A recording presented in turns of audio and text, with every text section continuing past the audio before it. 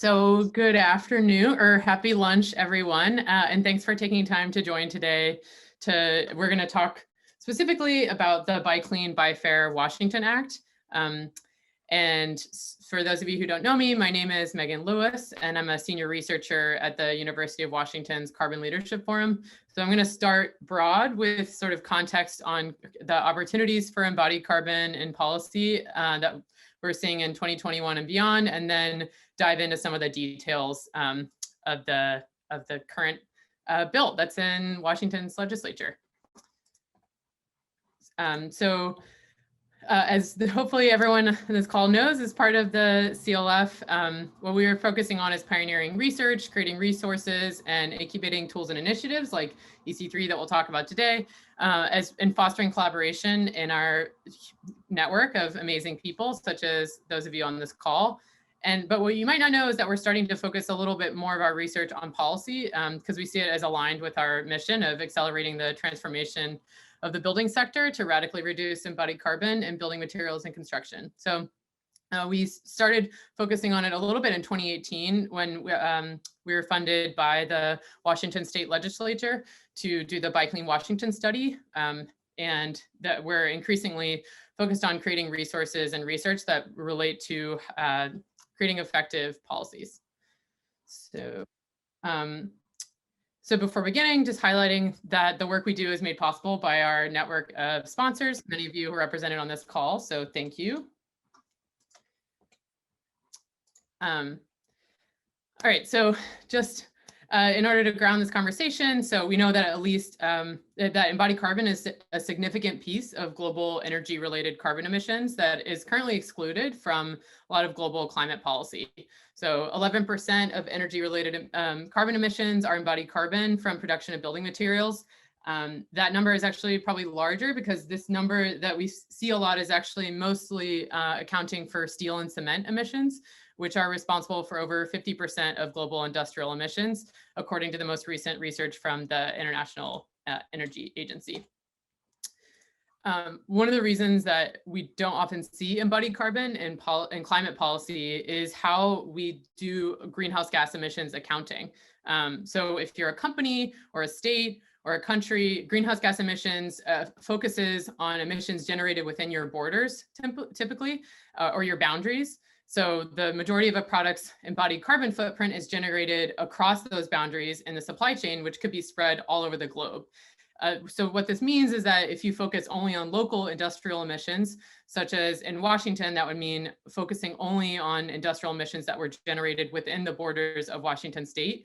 This can put a financial burden on manufacturers within the state, but more importantly, it results in no actual reduction in emissions because it generally just results in outsourcing those emissions across the borders, which is what they refer to as a carbon loophole. So by requiring embodied carbon disclosure and procurement, the state of Washington can account for the emissions in that carbon loophole and set a pathway to performance-based reduction of those emissions once enough data is available. Another thing that I think is not always immediately obvious when you're thinking about the policy opportunities is how important public procurement is. So bills like Buy Clean and Buy Fair leverage the purchasing power of governments in order to fill this gap in climate policy. So we used US Census Bureau data to get an estimate of the relative contribution of the public and private sector to embodied carbon in the US. As you can see here, so 32% of embodied carbon in the US was attributed to public projects between 2008 and 2018. And just under 50%, so 46% of US cement use, based on historical data from the National Portland Cement Association. It is also on public projects. And in Washington state, specifically, they spent about $94 billion on construction during that same time period. And so across a mix of projects, it's just a really large opportunity in order to, A, make sure that tax money is being spent on things that people believe in, and then also in order to create a broader market shift. Which is why we're seeing a growing number of embodied carbon policies broadly, as well as specifically those focused on procurement, because it's seen as sort of a low-hanging fruit to get started down this road. So at the federal level, there's the Buy Clean program proposed in both the House and Senate over the past 2 years, and they're actively working on further developing that program. There is 5 other state bills that have been introduced and or being reintroduced. So over the past few years, we've seen, besides Washington, also in Minnesota, Colorado, Oregon, and then you may be aware of the concrete focused variations that are in New York and New Jersey, which have a little bit of a different structure than the bill we'll talk about today. And then California, of course, was the first state to pass a Buy Clean Act, and they just published the first statewide global warming potential limits for steel, insulation, and glass this January. There's also a huge array of local policies. So climate action plans, like the one for King County, procurement requirements, like the ones that you see in Portland for low carbon concrete. There's incentive programs like Seattle's Priority Green Expedited program now includes, focuses also on EPDs, or is soon to be released, apologies. And then of course in Marin County, there was the code implemented there to showing a path of how the carbon in concrete could be addressed via code. So with all this going on, one of the things that's helpful is to think about what this framework that we've developed for understanding and comparing these different types of policies. And I think it's also helpful to walk through the components of the bill today. So for each of these policies, you can understand it, think about things in 5 pieces. So first, the scope, what is which materials and projects are covered? The second being disclosure. So what environmental data is required? Are material quantities required? Is there other data required? The third being standards. So is there a maximum carbon footprint limit set for each material? And how does that limit decrease over time, if there is a limit? Fourth, incentives. So are there incentives either in terms of a performance bonus or a bid incentive, or something else that is motivating compliance or high performance? And last, compliance. So who leads compliance with the bill? Is it mostly on what we'll talk about today? So contractors in the Buy Clean and Buy Fair bill. When does data need to be submitted in the project timeline? How is the policy phased in over time? How does that change the components within the bill? I think that, yeah.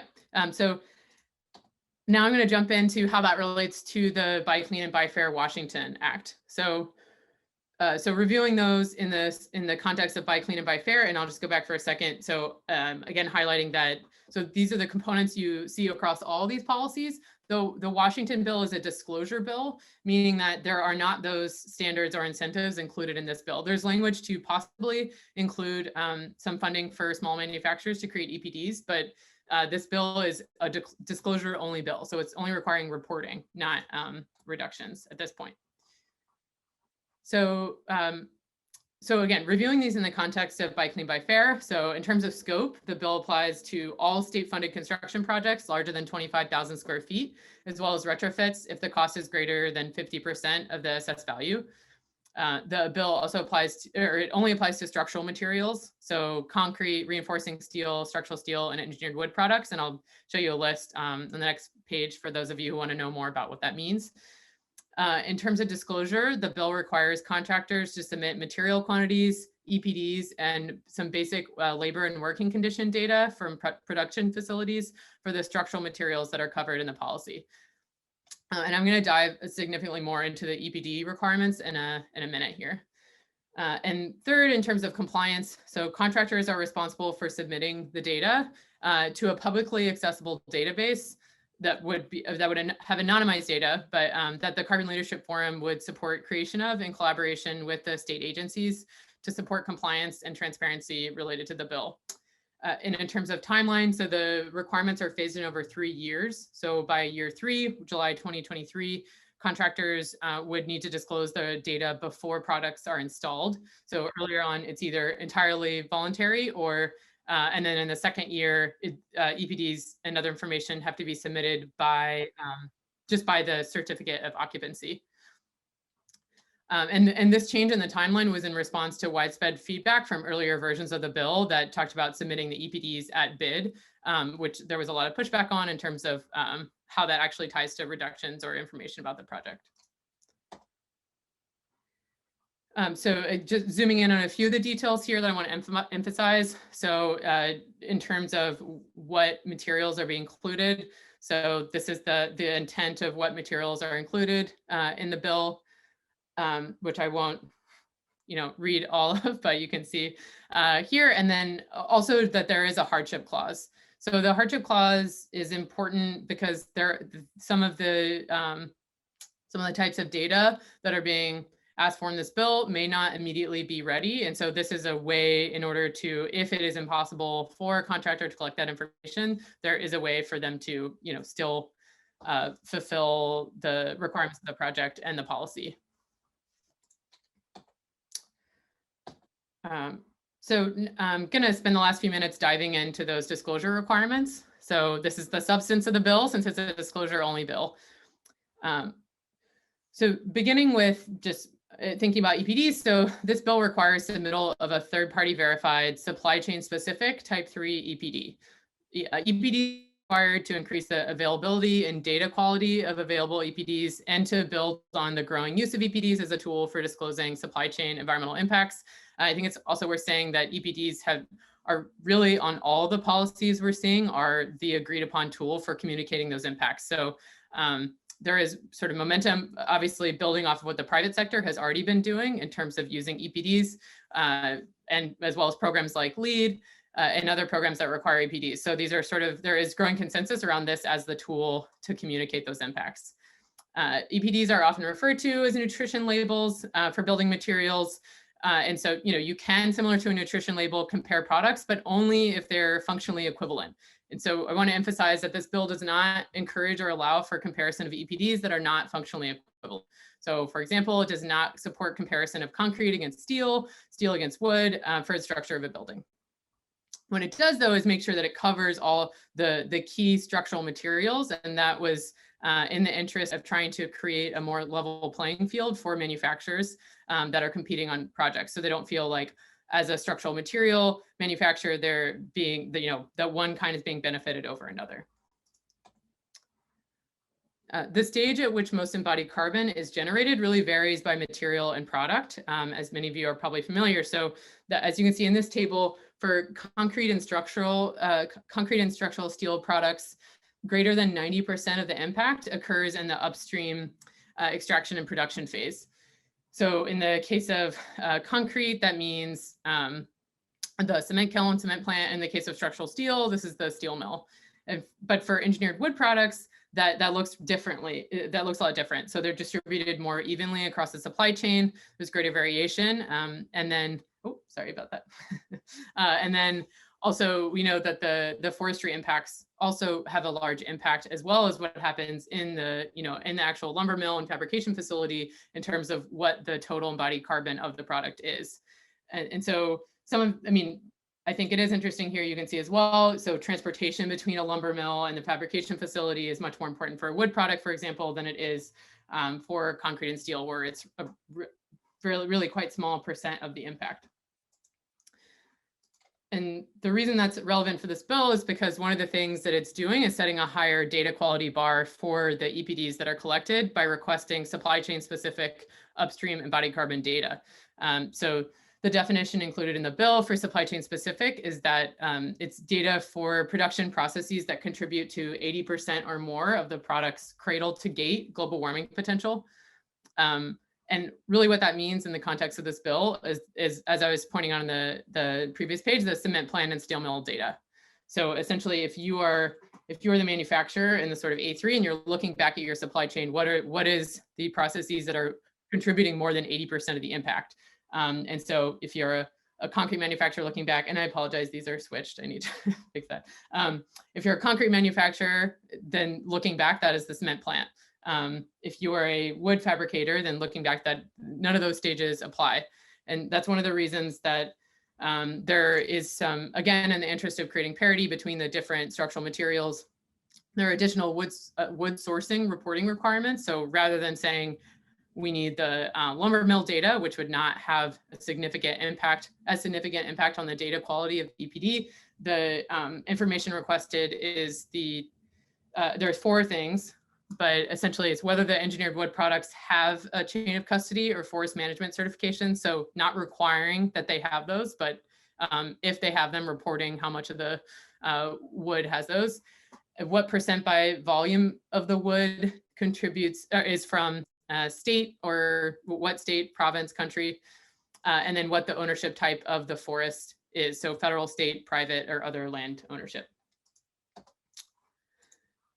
And so just to conclude, one of the things that we were looking at this bill is from the Buy Clean Washington study that we did in 2018, which was looking at what are the opportunities in Washington for this kind of bill? Is it responding to those findings? And so highlighting some of those, creating opportunities for performance-based pathways to reducing significant embodied carbon found in structures. So it's creating those opportunities because it's just a disclosure bill, but giving time for more data to be collected so that limits that everyone's really feels very good about can be set, but not yet. So increasing the volume and quality of available EPDs for both public and private sector use, establishing a methodology for capturing key upstream data to improve data quality, and then supporting continued capacity building in Washington and elsewhere in terms of architects, engineers, contractors, others in the building industry. There was a great focus in the creation of this bill to leverage existing standards and tools to minimize the additional costs that are being put on either manufacturers or on others. So by using tools that are already used, such as, we're going to talk about how EC3 could be used, but also using EPDs rather than creating a new greenhouse gas emissions reporting requirement, which is sometimes done, that it's trying to reduce the cost and burden and administrative burden. It's also important to remember that, so for Washington state projects, they're already required to do a LEED certification. And so in our conversations, understanding what the impacts might be, this often fits into requirements that are already occurring in a project. So there's already someone responsible for doing this sort of documentation associated with LEED. So the imagined pathway would be that that administrative burden is falling on that existing sort of position.